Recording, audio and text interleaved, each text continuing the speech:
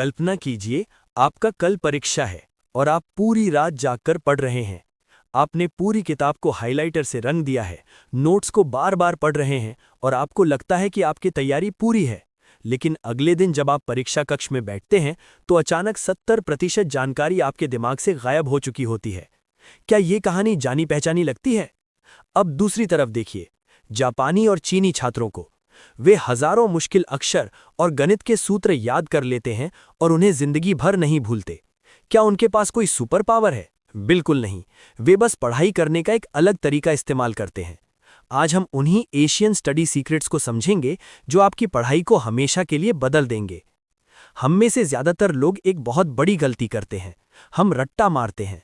हमें लगता है कि हाईलाइट करने और बार बार पढ़ने से सब याद हो जाएगा, लेकिन सच तो ये है कि ये दिमाग के लिए सिर्फ एक बैकग्राउंड नॉइस की तरह है, जैसे सोशल मीडिया पर कोई विज्ञापन जिसे आप बस स्क्रॉल कर देते हैं। विज्ञान इसे फॉरगेटिंग कर्व कहता है। 24 घंटे के अंदर आपका दिमाग सीखी गई ज्यादातर बातों को कचरे के डिब्बे में डाल देता है। जब आप रात भर रट्टा मारते हैं तो वो जानकारी सिर्फ आपके शॉर्ट टर्म मेमोरी में जाती है।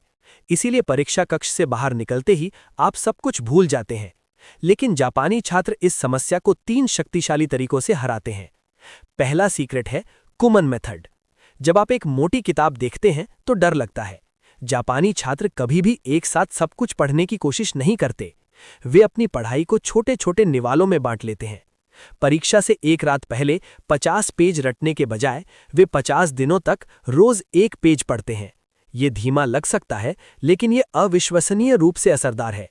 इसे जापान में काइजन कहा जाता है, जिसका मतलब है लगातार सुधार।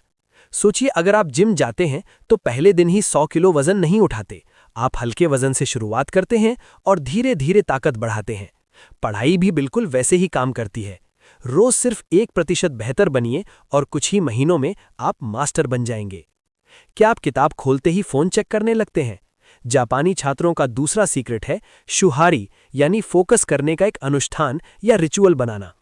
जापान में छात्र अपनी पढ़ाई के लिए खास माहौल बनाते हैं ताकि उनके दिमाग को पता चल जाए कि अब फोकस करने का समय है। आप इसे कैसे कर सकते हैं? एक तय स्टडी स्पेस बनाइए, फोन को साइलेंट कीजिए, सोशल मीडिया बंद कर दीजिए और कोई ट्रिगर इस्तेमाल कीजिए, जैसे एक खास पेन से लिखना, कोई खास खुशबू वाली मोमबत्ती जलाना या बैकग्राउंड में फोकस वाला म्यूजिक चलाना। जब आप पढ़ाई को एक अनुष्ठान बना देते हैं तो सीखना आसान और जादुई हो जाता है। और अब सबसे बड़ा सीक्रेट, पैसिव तरीके से पढ़ने के बजाय एक्टिव रिकॉल का इस्तेमाल करें। इसे समुराई अप्रोच कहते हैं।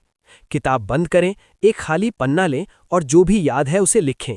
शुरुआत में आपको चिढ़ मचेगी, लेकिन जब आपका दिमाग संघर्ष करता है तभी वो समुराई की तलवार की तरह तेज होता है और न्यूरल कनेक्शन मजबूत बनाता है। और जो आप सीख गए हैं उसे याद रखने के लिए गार्डनिंग तकनीक अपनाएं, जिसे स्प्लेस्ड रेपिटेशन कहा जाता है। अगर आप पौधे में एक साथ 10 लीटर पानी डाल देंगे तो वो खराब हो जाएगा, लेकिन अगर आप उसे रोज थोड़ा थोड़ा पानी देंगे तो वो फलेगा फूलेगा। रट्टा मारना एक साथ पानी डालने जैसा है। जापानी और चीनी छात्र समय समय पर रिवीजन करते हैं, 1 दिन बाद, 3 दिन बाद, 1 हफ्ते बाद और 1 महीने बाद। ये तकनीक आपके ज्ञान की जड़ों को इतना गहरा कर देती है कि आप उसे चाहकर भी नहीं भूल सकते। सच तो ये है कि आपका दिमाग कमजोर नहीं है और ना ही आपकी याददाश्त खराब है। आपका तरीका गलत था। अब आपके पास एक विकल्प है, या तो आप पुरानी तरह से रट्टा मारते रहें और भूलते रहें, या फिर आज से ही इन एशियन स्टडी सीक्रेट्स को अपनाएं। तो आज आप कौन सी तकनीक आजमाने वाले हैं?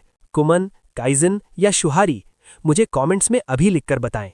अगर इस वीडियो ने आपकी आंखें खोली हैं तो लाइक बटन दबाएं, सब्सक्राइब करें और इसे अपने उन दोस्तों के साथ शेयर करें जिन्हें पढ़ाई में संघर्ष करना पड़ रहा है। मिलते हैं अगले वीडियो में, जहां हम सीखेंगे कि टॉपर्स कैसे सोचते हैं।